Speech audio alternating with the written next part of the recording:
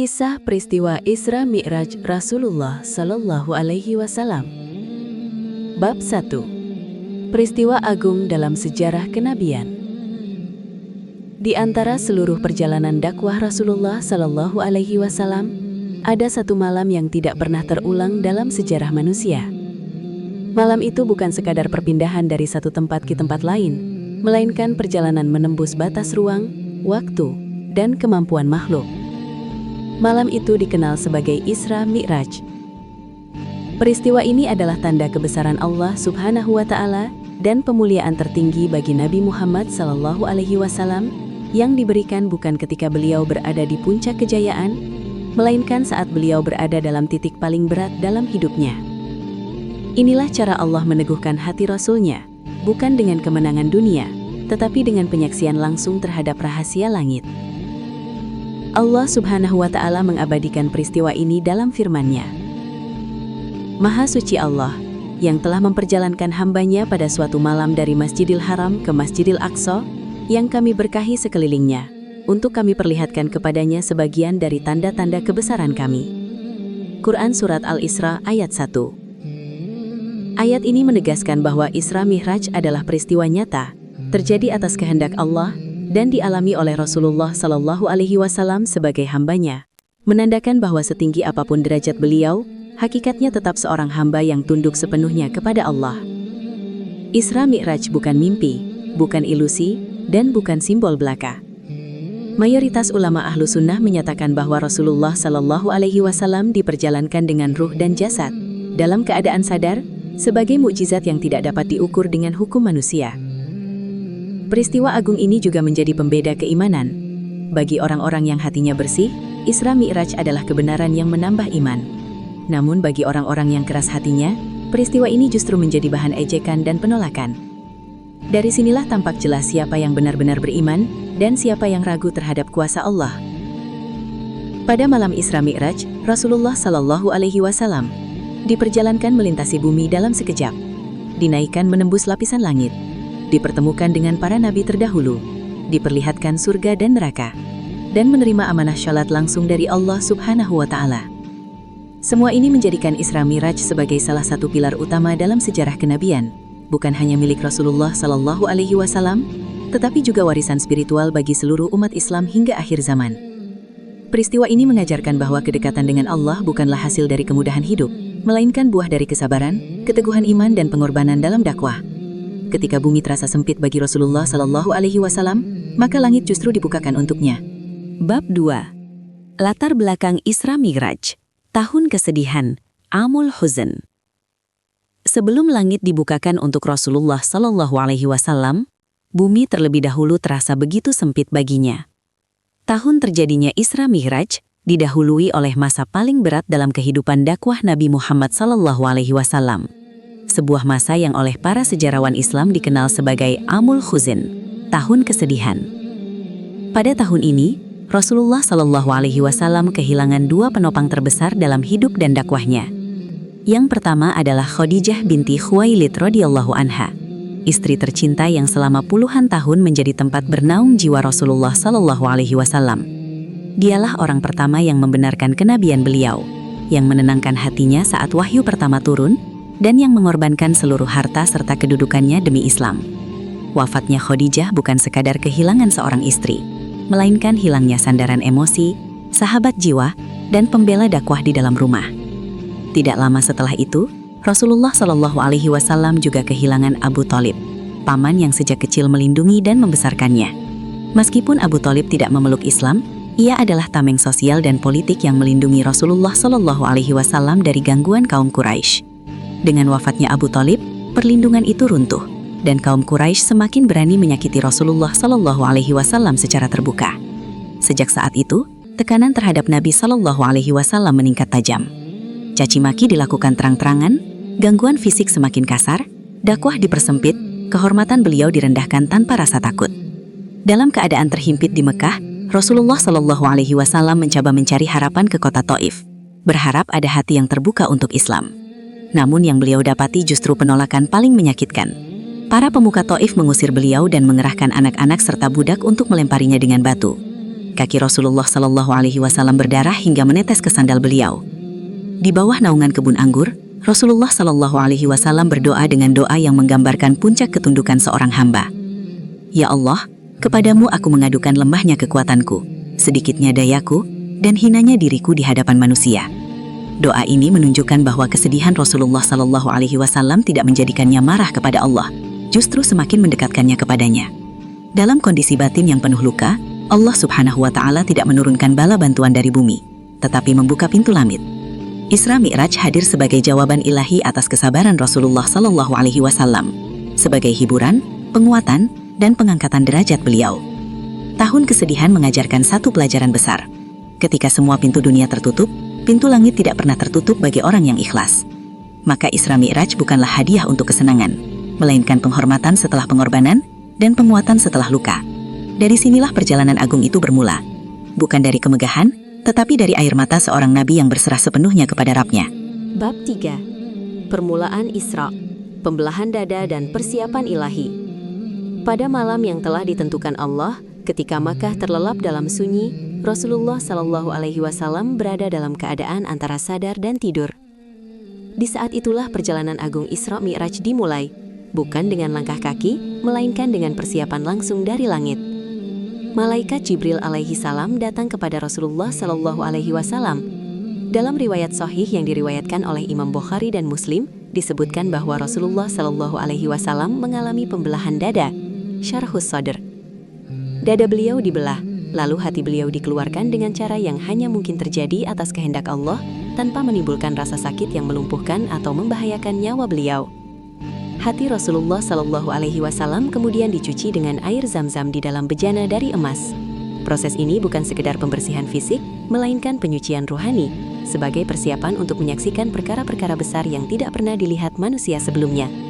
Setelah itu, hati beliau diisi dengan iman, hikmah, dan keteguhan, lalu dikembalikan ke tempatnya dan dada beliau ditutut kembali. Peristiwa pembelahan dada ini bukanlah yang pertama dalam kehidupan Rasulullah Shallallahu Alaihi Wasallam. Ia pernah terjadi ketika beliau masih kecil di perkampungan Bani Sa'ad dan kembali terjadi menjelang Isra Mi'raj. Hal ini menunjukkan bahwa setiap fase besar kenabian didahului dengan penyucian dan penguatan khusus dari Allah. Pembelahan dada ini mengandung makna yang sangat dalam, bahwa perjalanan menuju hadirat ilahi tidak mungkin ditempuh dengan hati yang berat oleh urusan dunia, dan bahwa amanah besar memerlukan jiwa yang dibersihkan dan dilampangkan. Setelah persiapan ilahi ini selesai, Rasulullah Shallallahu Alaihi Wasallam kini berada dalam keadaan siap lahir dan batin. Tidak ada kegelisahan, tidak ada keraguan, yang ada hanyalah ketundukan seorang hamba kepada panggilan Rabb-Nya. Malam itu Allah Subhanahu wa Ta'ala memperjalankan Rasulnya bukan karena beliau memintanya, melainkan karena Allah Maha mengetahui kapan seorang hamba membutuhkan penguatan dari langit.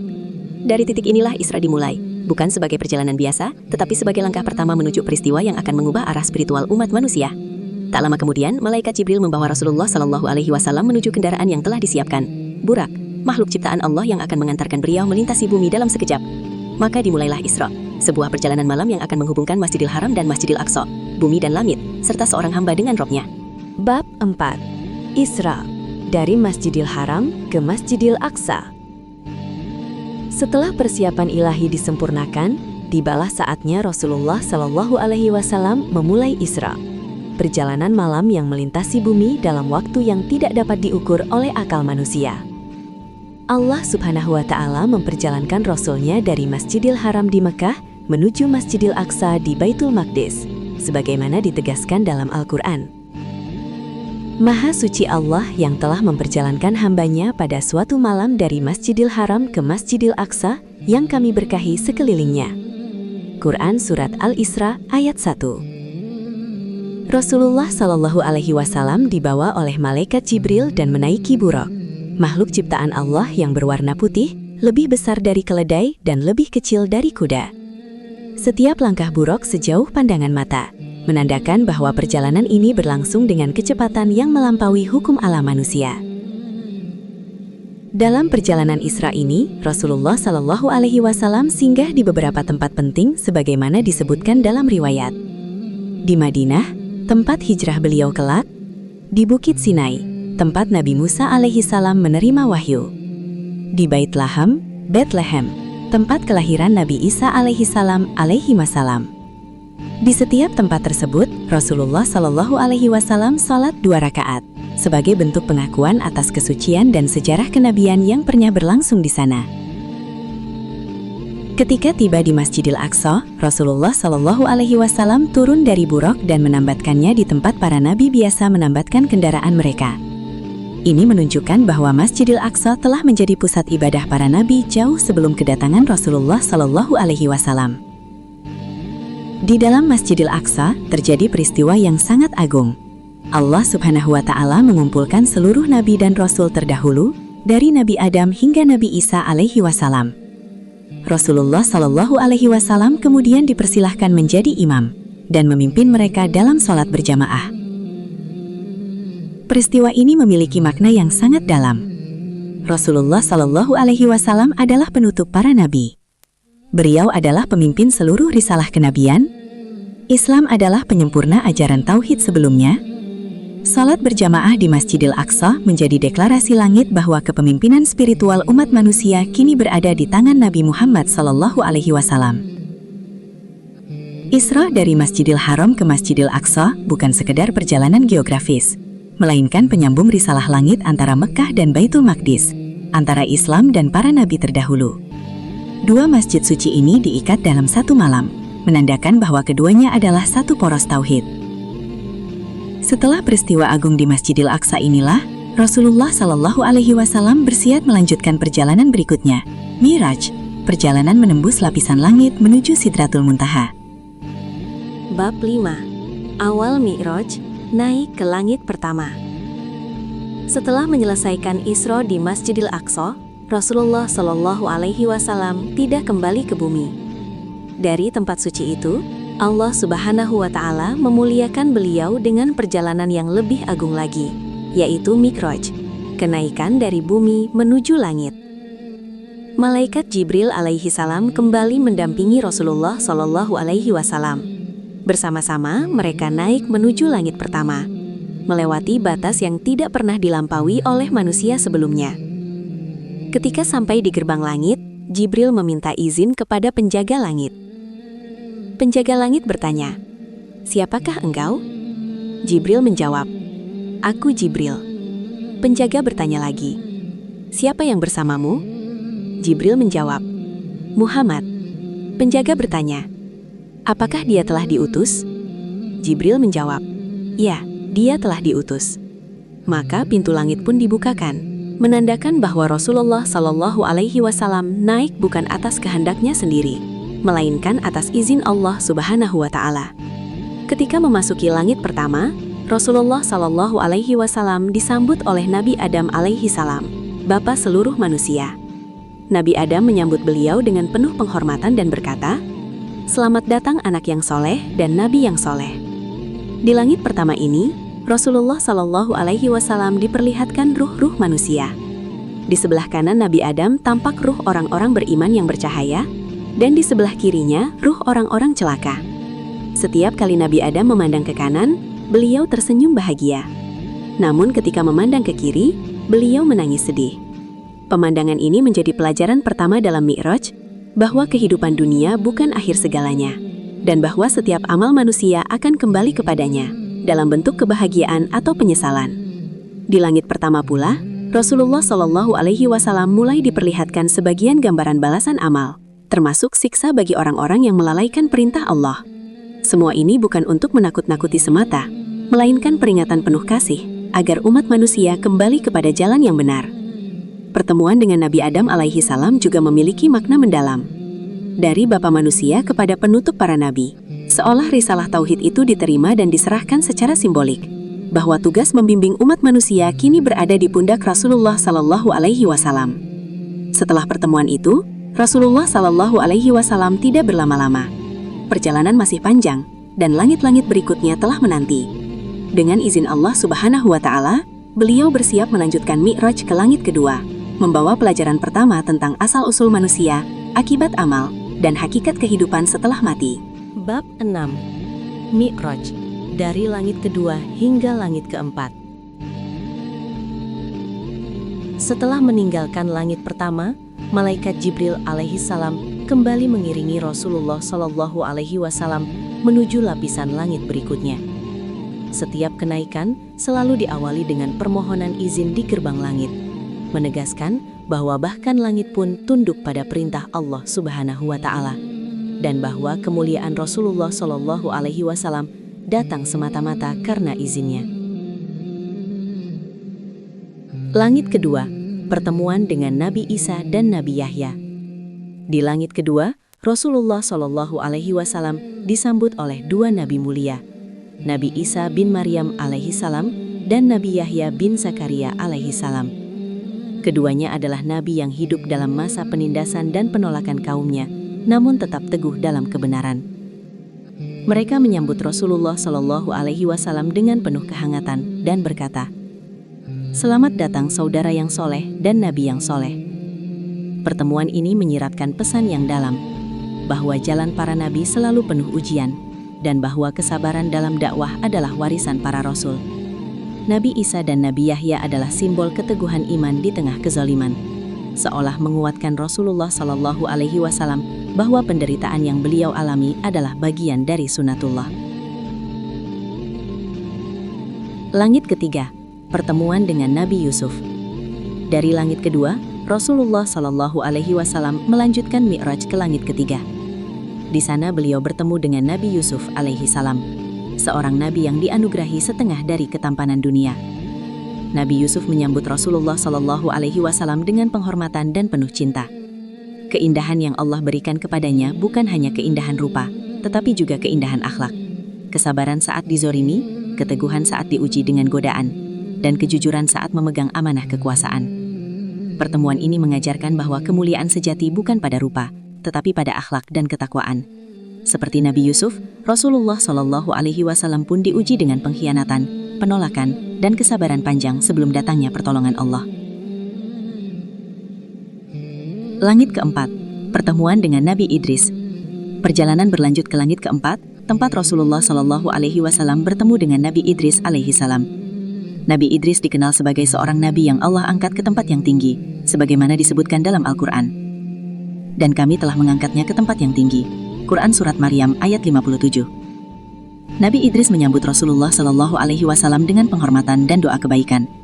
Pertemuan ini menggambarkan kedudukan orang-orang yang menjaga kejujuran, ilmu dan kesabaran. Karena Nabi Idris dikenal sebagai sosok yang tekun dalam ibadah dan ilmu.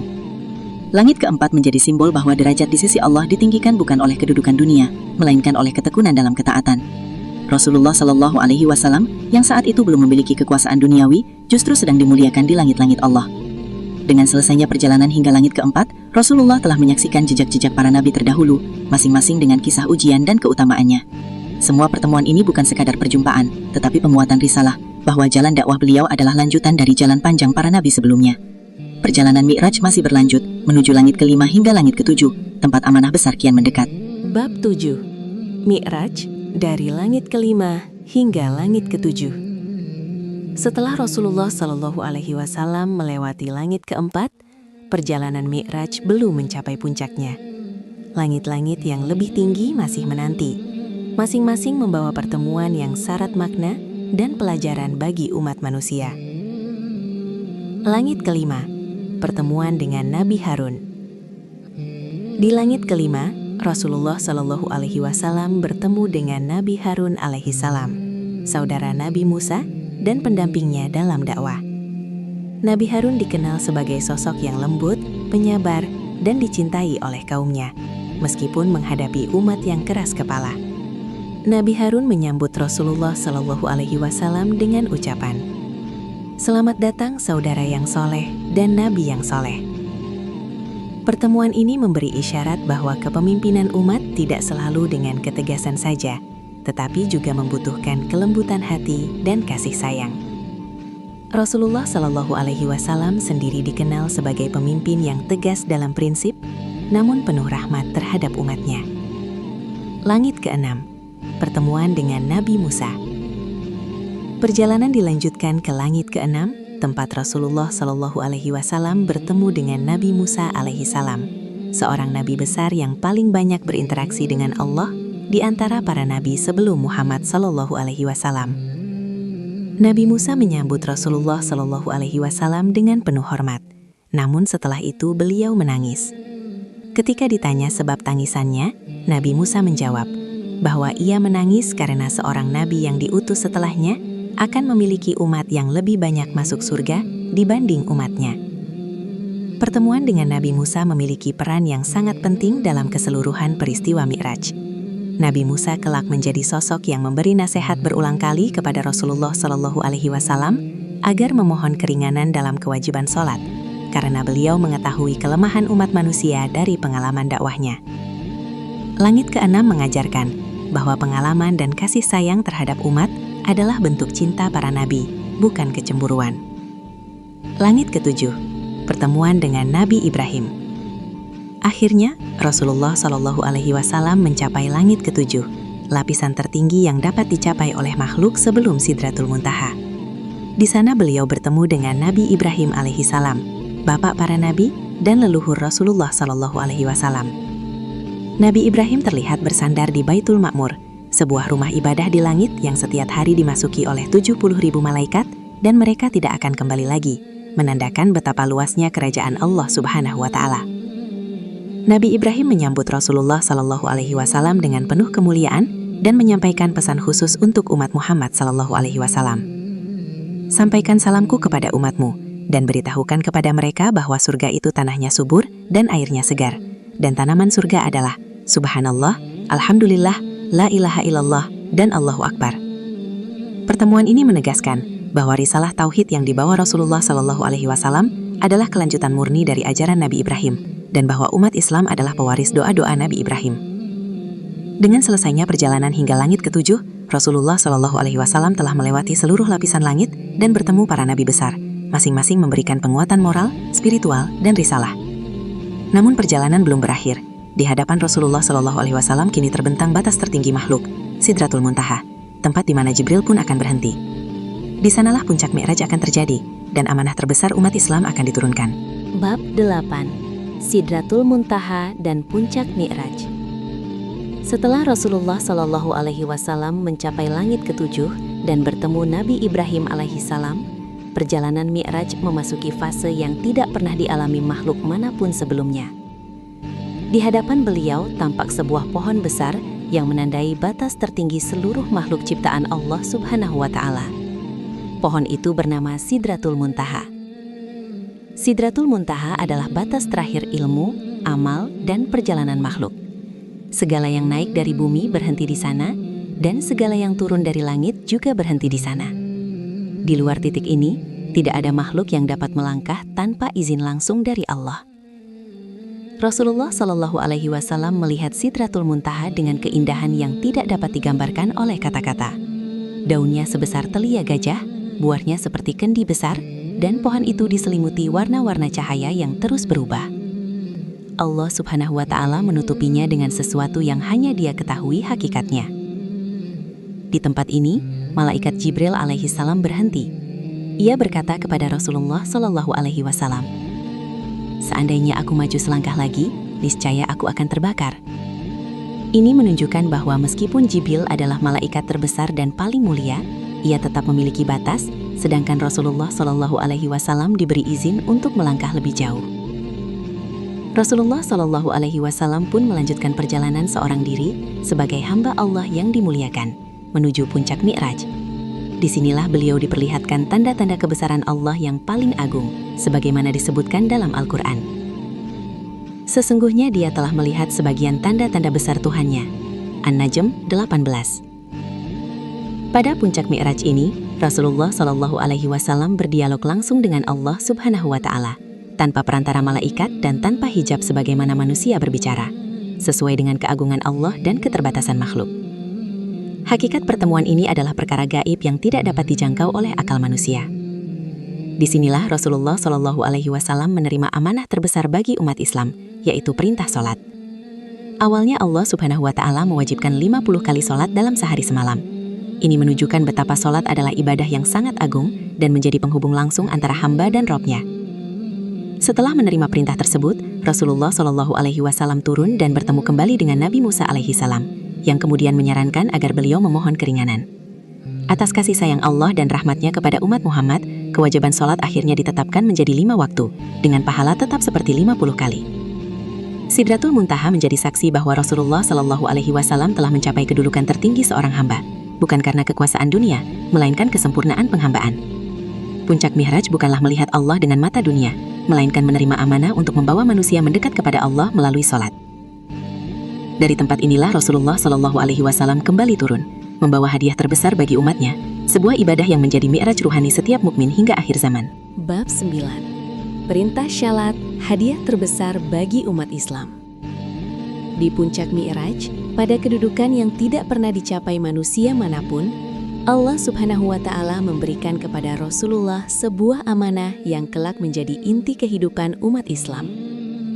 Amanah itu bukan harta, bukan kekuasaan, dan bukan kemudahan dunia, melainkan syalat. Pada awalnya Allah Subhanahu wa Ta'ala mewajibkan kepada Rasulullah 50 kali syalat dalam sehari semalam. Perintah ini menunjukkan betapa agung dan pentingnya syalat di sisi Allah.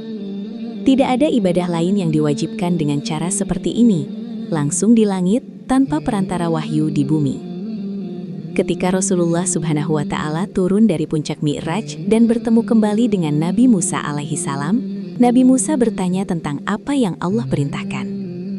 Setelah mendengar kewajiban 50 syalat, Nabi Musa berkata bahwa umat Muhammad tidak akan mampu melaksanakannya, berdasarkan pengalamannya membimbing Bani Israel.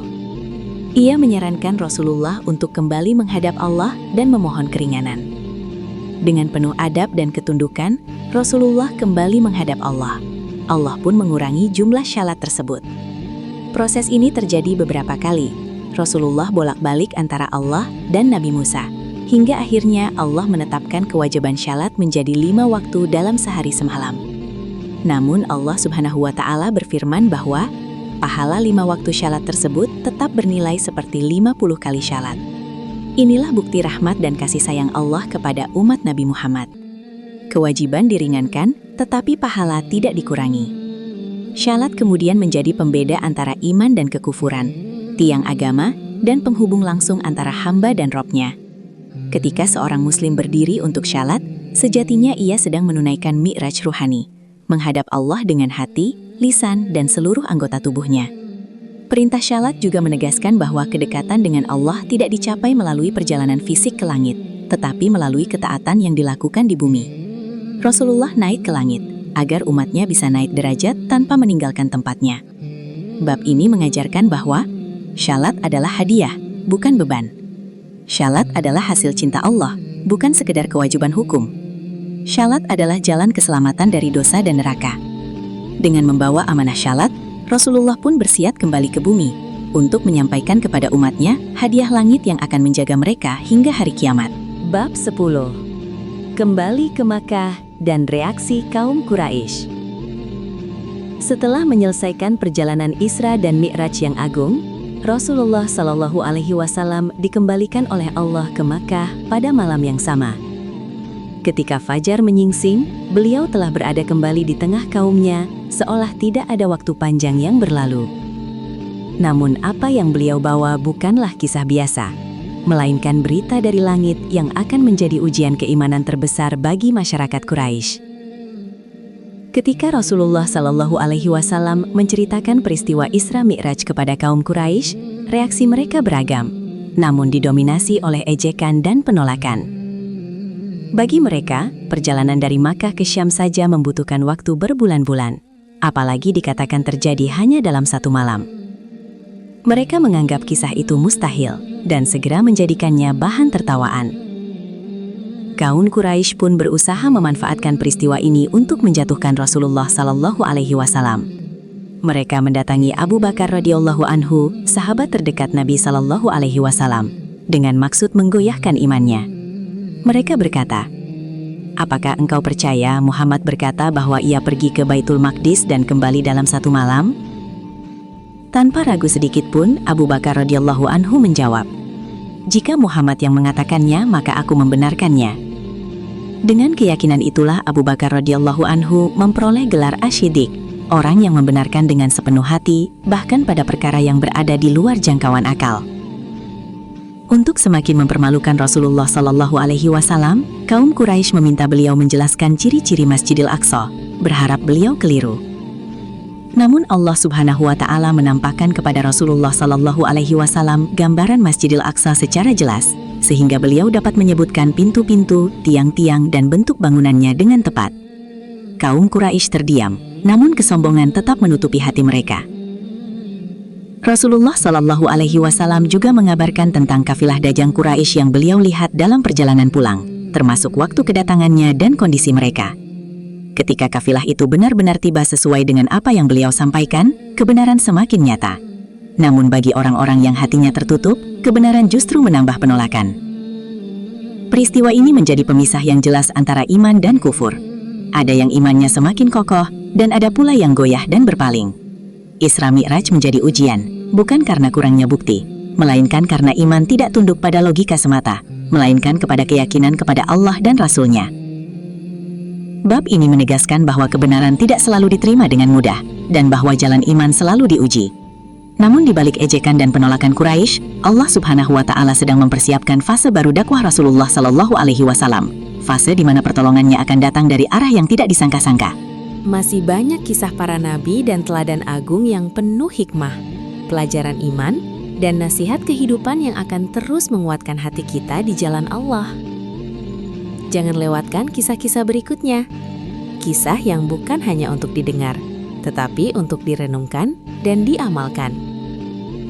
Jika kisah ini bermanfaat dan menyentuh hati, jangan lupa untuk like, bagikan agar menjadi amal jariah, tuliskan komentar sebagai bentuk dukungan, dan subscribe agar tidak tertinggal kisah-kisah Islami selanjutnya. Semoga Allah memberkahi kita semua dengan ilmu yang bermanfaat dan hati yang selalu kembali kepadanya. Sampai jumpa di kisah berikutnya.